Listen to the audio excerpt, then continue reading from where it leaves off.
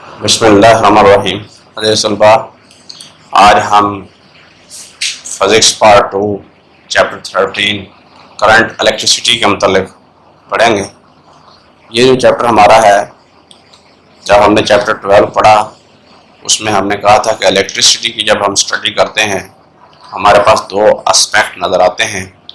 एक पहलू वो है कि जब चार्ज साकिन हो, और एक पहलू आपके पास वो आता है जब चार्ज मोशन में हो। तो जब चार्ज साकिन होता है यानी एट रेस्ट में होता है, तो फिर हम इसको स्टडी करते हैं इन इलेक्ट्रोस्टैटिक्स में। तो फिर हमारे पास जो ब्रांच सामने आती है वो है इलेक्ट्रोस्टैटिक्स की। जब चार्ज इन मोशन होता है तो फिर हमारे पास जो ब्रांच आती है वो आपके पास है इलेक्ट्रोडायनामिक्स या करंट इलेक्ट्रिसिटी की। हमारे पास जिसे हम करंट इलेक्ट्रिसिटी भी कहते हैं, और आपके पास क्या है, इलेक्ट्रोडायनामिक्स का नाम भी देते हैं। अब देखें, इसको जब भी मैं डिफाइन करूंगा और ये बात कहूंगा कि ये स्टडी है चार्ज, किसकी स्टडी है, चार्ज इन मोशन। आपके पास करंट इलेक्ट्रिसिटी क्या चीज़ है, it is a study of a charge in motion. Branch of physics है in which we study about the charge in motion. जब भी चार्ज मोशन में होता है हमारे पास एक टर्म आती है जिसे हम करंट कहते हैं, तो हमारे पास करंट पैदा होता है। मोस्टली जितने भी आलात हमारे पास चल रहे हैं, अगर आप बल्ब के लिए स्विच ऑन करते हैं तो बल्ब रोशन हो जाता है। तो सवाल ये पैदा हुआ कि बल्ब रोशन क्यों हुआ। इसके अंदर जो फिनोमेना है कि करंट आपका गुजरा और उस करंट की वजह से आपके पास बल्ब रोशन हुआ। अगर करंट ना हो यानी चार्जेस मोशन में ना होते तो फिर आपके पास बल्ब रोशन ना होता। इस तरीके से जब कोई मोटर का बटन आप ऑन करते हैं तो उसको जब चलाते हैं तो मोटर चलना शुरू हो जाती है, घूमना शुरू हो जाती है, या आपका मैकेनिकल वर्क जो भी है वो होना शुरू हो जाता है। उसकी क्या वजह है कि आपके पास करंट गुजरा और उस करंट के नतीजे में आपके पास ये सारा काम आपके पास होना शुरू हुआ। They are associated with current. अगर मोटर वर्क करती है तो विद करंट करती है, और आपके पास अगर बल्ब रोशन होता है तो विद करंट होता है। तो अगर करंट ना हो तो हमारे पास क्या है, ये दोनों चीज़ें काम ना करें। इसलिए हमारा जो बुनियादी क्वेश्चन है, ये करंट क्या चीज़ है।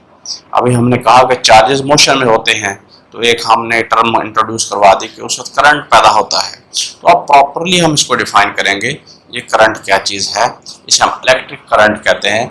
What is electric current. किसी भी कंडक्टर के अंदर अगर डेल्टा क्यू चार्जेस मूव करें डेल्टा टी टाइम में, तो इलेक्ट्रिक करंट को हम आई से जाहिर करते हैं।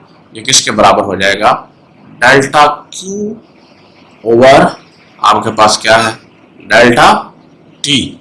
डेल्टा क्यू चार्जेस मूव किए डेल्टा टी टाइम में, तो आपके पास करंट किसके बराबर हुआ, डेल्टा क्यू और डेल्टा टी। इसको हम फिजिकली मीनिंग में या इसको डिफाइन कैसे करेंगे, तो आपके पास flow of charges in unit time. It is a flow of charges. ये चार्जेस का फ्लो है यूनिट टाइम में। Flow of charges in unit time is called current. ये करंट कहलाता है। ऐसा ही यूनिट्स के अंदर जो हमारे पास यूनिट आया वो है एम्पेयर। एम्पेयर एक साइंस था, उसके नाम से ये मंसूब किया गया। अब बताया गया जैसे हमारी फर्स्ट ईयर में पुराने कन्वेंशन हैं, conventional method to write the units if it is began with the name of the scientist. अगर साइंसदान के नाम से भी शुरू हो तो फर्स्ट लेटर हम क्या कहेंगे, छोटा। कंप्लीट यूनिट जब लिखेंगे, अगर हम इसका शॉर्ट करके सिंबल लिखेंगे उसे हम कैपिटल ए से जाहिर करते हैं। ये है एम्पेयर। अब ये एम्पेयर क्या है, इसको डिफाइन करें। If one coulomb charge passing through a conductor in 1 second. अगर किसी कंडक्टर जिसका कोई क्रॉस सेक्शनल एरिया अगर ए है वो भी कह सकते हैं, if one coulomb charge passing through a conductor in 1 second, आपके पास current will be equal to 1 ampere. 1 ampere होगा, यानी 1 ampere is equal to 1 coulomb आपके पास पर 1 सेकेंड। तो current will be equal to 1 ampere. Current will be equal to 1 ampere if 1 coulomb charge passing through a conductor in 1 second. ये हमारी definition थी। अब हम आते हैं कन्वेंशनल करंट। ये क्या चीज है? देखिए, अभी हमने करंट की सारी हिस्ट्री पढ़ रहे हैं, ये सारी बातें उसी की है। इब्तिदा में in early time when we introduce about the current, जब हमने करंट को इंट्रोड्यूस करवाया तो करंट के मुतल्लिक ख्याल ये था कि it is due to the flow of positive charges. ये पॉजिटिव चार्ज की वजह से बहता है, क्योंकि इलेक्ट्रोस्टैटिक्स में चार्जेस का कंसेप्ट आ गया था। तो हमारे पास ये किसकी वजह से, ये पॉजिटिव चार्ज की वजह से फ्लो होता है। तो ये पुराना एक रवायती कंसेप्ट था, इसे हम कन्वेंशनल कहते हैं, और कन्वेंशन का मतलब भी रवायती होता है कि पॉजिटिव चार्ज की वजह से शुरू में यही बात तय थी और ये क्लियर थी। It was clear the current is flow due to the positive charges. जब हमने कनेक्टर को स्टडी किया, मेटालिक कनेक्टर को स्टडी किया, उससे ये बात क्लियर हुई कि आपके पास उस कनेक्टर के अंदर फ्री चार्ज कैरियर इलेक्ट्रॉन्स हैं और उनकी वजह से करंट बहता है। तो फिर ये बात सामने आ गई कि जो कनेक्टर में चार्जेस हैं वो इलेक्ट्रॉन की वजह से अगर बहता है, इलेक्ट्रॉन के ऊपर तो नेगेटिव चार्ज होता है, तो इसका मतलब पॉजिटिव चार्ज नहीं, नेगेटिव चार्ज की वजह से है। ये पॉजिटिव चार्ज के बराबर होता है। ये जो नेगेटिव चार्जेस की मिकदार थी ये पॉजिटिव चार्ज के बराबर होती है। तो इसलिए इक्विवेलेंट चार्ज का नाम दिया गया। पॉजिटिव चार्ज के इक्विवेलेंट चार्ज जो है वो फ्लो करता है आपके पास। पॉजिटिव चार्ज हाई पोटेंशियल से लो पोटेंशियल की तरफ आएगा आपके पास, और नेगेटिव चार्ज क्या है, लो पोटेंशियल से हाई पोटेंशियल की तरफ जाएगा। तो जब कन्वेंशनल करंट की बात की तो पुराना रवायती कंसेप्ट था कि पॉजिटिव चार्ज की वजह से बहता है, तो it is a current that is flow due to the positive charge. ये वो करंट है जो पॉजिटिव चार्ज की वजह से फ्लो करता है। ये इसकी डेफिनेशन है चार्ज। इसको हम यूं भी बयान कर सकते हैं, the equivalent current, the equivalent current आपके पास which passes through a connector from high potential to lower potential. Connector से हाई पोटेंशियल से लोअर पोटेंशियल की वजह से आपके पास बहता है। यानी आपके पास क्या है, ये इक्विवेलेंट चार्जेस मूव करते हैं जो हाई पोटेंशियल से लो पोटेंशियल की तरफ। ये आपके पास क्या है, जो कन्वेंशनल करंट है। और हाई पोटेंशियल से जब मूव करेगा कोई भी चार्ज तो साफ ज़ाहिर है हाई पोटेंशियल पॉजिटिव चार्ज का पोटेंशियल होता है, तो वो पॉजिटिव चार्ज मूव करेगा लो पोटेंशियल की तरफ। Conventional current in a circuit is defined as the equivalent current which passes from a point at a higher potential to a point at lower potential as if it represented a movement of positive charges। ये थी definition. Conventional current movement है positive charges की वजह से, क्योंकि हमारा जब latest concept आ गया कि मेटल के अंदर फ्री चार्जेस क्या है, फ्री पार्टिकल्स क्या है, वो इलेक्ट्रॉन्स हैं, उनके ऊपर नेगेटिव चार्ज है, तो फिर वो इलेक्ट्रॉन की वजह से जो करंट फ्लो करेगा उसे हम इलेक्ट्रॉनिक करंट कहेंगे। उसे हम क्या कहेंगे, इलेक्ट्रॉनिक करंट कहेंगे। अमूमन डिफरेंस आ जाता है इलेक्ट्रॉनिक करंट क्या है और कन्वेंशनल करंट क्या है, ये नोट रखिएगा। या conventional current is defined as आपके पास the current which is produced due to the flow of positive charge, ये कन्वेंशनल करंट है। और जो आपके पास कन्वेंशनल करंट है ये आपके पास पॉजिटिव चार्ज की वजह से हुआ, और जो इलेक्ट्रॉनिक करंट है जो due to the flow of negative charge है, ये ज़हन में रखिएगा, उसे हम इलेक्ट्रॉनिक करंट कहते हैं। अब हम आते हैं current through a metallic conductor. जब कोई भी एक मेटल का टुकड़ा लें, जैसे मैं ये आपको एक स्मॉल पीस दिखा रहा हूँ मेटल का, इसके साथ हम बैटरी अटैच कर देते हैं। बैटरी के सेल के दो एंड होते हैं, ये पॉजिटिव टर्मिनल, ये नेगेटिव टर्मिनल। इस मेटल कनेक्टर के साथ आपने क्या किया, बैटरी अटैच कर दी। अब ये जो बैटरी अटैच की तो क्या होगा, चार्जेस फ्लो करेंगे, नेगेटिव एंड से इलेक्ट्रॉन निकलेंगे, पॉजिटिव एंड की तरफ जाएंगे और आपके पास क्या है, करंट फ्लो करेगा।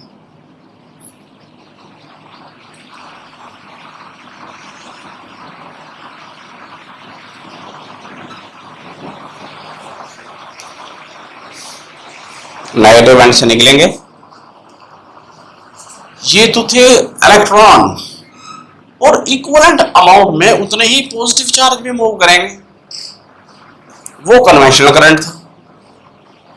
अब क्योंकि इनमें फ्री चार्जेस हमारे पास जो होते हैं वो इलेक्ट्रॉन होते हैं, वो मूव करते हैं, इस वजह से हम कहते हैं कि ये कनेक्टर जो मेटालिक कंडक्टर है इसमें जो करंट फ्लो करता है वो इलेक्ट्रॉन की वजह से फ्लो करता है। इस बात को क्लियर करने के लिए कि इस मेटल के टुकड़े से अगर इलेक्ट्रॉन्स की वजह से ही करंट पैदा होता है तो वो किस तरह पैदा होता है, इस कंसेप्ट को थोड़ा सा हम वाज़ेह करने के लिए हम ऐसे करते हैं कि कनेक्टर ले लेते हैं। जब इस कनेक्टर को किसी बैटरी से कनेक्ट करते हैं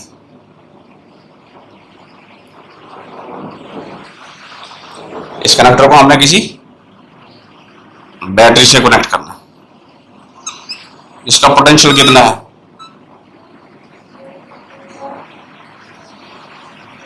V है। तो क्या होता है, किस तरह ये करंट फ्लो करता है। देखिए ये कनेक्टर था, हमने बैटरी के साथ जोड़ा, इस कनेक्टर के अंदर मौजूद है फ्री इलेक्ट्रॉन्स। ये पूरी का पूरा जो क्रॉस सेक्शनल एरिया है इसको पॉजिटिव पोटेंशियल मिलता है और इस पूरे के पूरे क्रॉस सेक्शनल एरिया को नेगेटिव पोटेंशियल मिलता है। ये दोनों पैरेलल प्लेट्स की तरह काम करते हैं, यानी इसके ऊपर क्या आएगा, पॉजिटिव चार्ज, और इस एंड के ऊपर नेगेटिव चार्ज, और बीच में क्या फील्ड पैदा हो जाएगा, एक फील्ड पैदा हो जाएगा, उसे हम कहते हैं इलेक्ट्रिक फील्ड। पॉजिटिव चार्ज से नेगेटिव चार्ज की तरफ जो इलेक्ट्रिक फील्ड पैदा हुआ, इस इलेक्ट्रिक फील्ड ने इस कनेक्टर के अंदर मौजूद चार्जेस पर फोर्स लगानी है। इस कनेक्टर पर मौजूद जितने भी फ्री चार्जेस हैं, जितने भी चार्जेस हैं, उन पर फोर्स लगाएगा। जो फ्री होते हैं, जो इलेक्ट्रॉन्स एटम के साथ अटैच नहीं होते, the electrons which are free, which are not attach, उनके ऊपर फोर्स जब अमल करती है तो वो वाइब्रेट करते हैं तेजी के साथ, वो कोलाइड करते हैं, वो टकराते हैं दूसरे एटमों के साथ, दूसरे इलेक्ट्रॉनों के साथ। As a result they transfer the energy, वो अपनी एनर्जी मुंतकिल करते हैं, उनकी वाइब्रेशन शुरू हो जाती है और हमें क्या नतीजा निकलता है, हमें करंट फ्लो होता हुआ दिखाई देता है। होता कैसे है कि ये फ्री इलेक्ट्रॉन था, इनको पुश मिला, यहां से ये आपस में इलेक्ट्रॉन जो पड़े हैं सारे के सारे कनेक्ट, जब इसको पोटेंशियल कनेक्ट कर दिया जाता है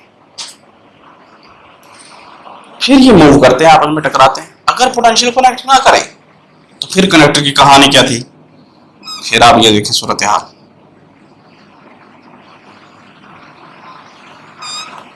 सही इसको जरा चेक करो, ये आ रहा है,